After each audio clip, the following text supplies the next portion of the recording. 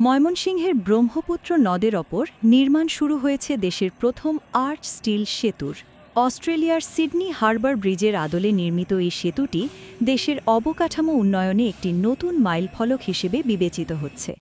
জানা গেছে ২০১৮ সালে ব্রহ্মপুত্র নদের ওপর এই সেতুর ভিত্তিপ্রস্তর স্থাপন করা হয়। দীর্ঘ অপেক্ষার পর ২০২৪ সালে এসে সড়ক ও জনপথ বিভাগ শুরু করেছে সেতুটির নির্মাণ কাজ।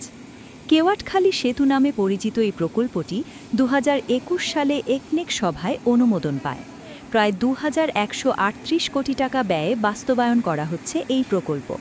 সেতুটির নকশা ইতোমধ্যে চূড়ান্ত করা হয়েছে এবং অ্যানিমেশনের মাধ্যমে তা উপস্থাপন করা হয়েছে। স্পেকট্রা ইঞ্জিনিয়ারিং বাংলাদেশ এবং চায়না টেস্ট কনস্ট্রাকশন ইঞ্জিনিয়ারিং কর্পোরেশনের যৌথ কনসোর্টিয়াম নির্মাণ করবে সেতুটি।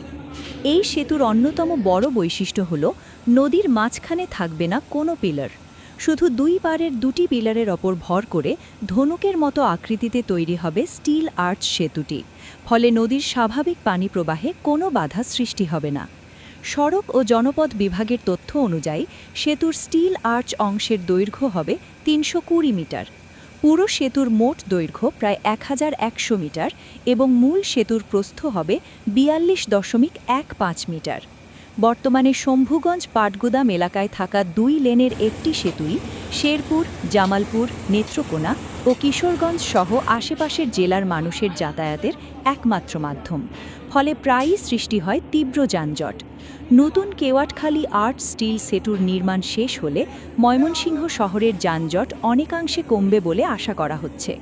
এছাড়া উন্নত হবে যোগাযোগ ব্যবস্থা, বাড়বে এই অঞ্চলের অর্থনৈতিক গতিশীলতাও।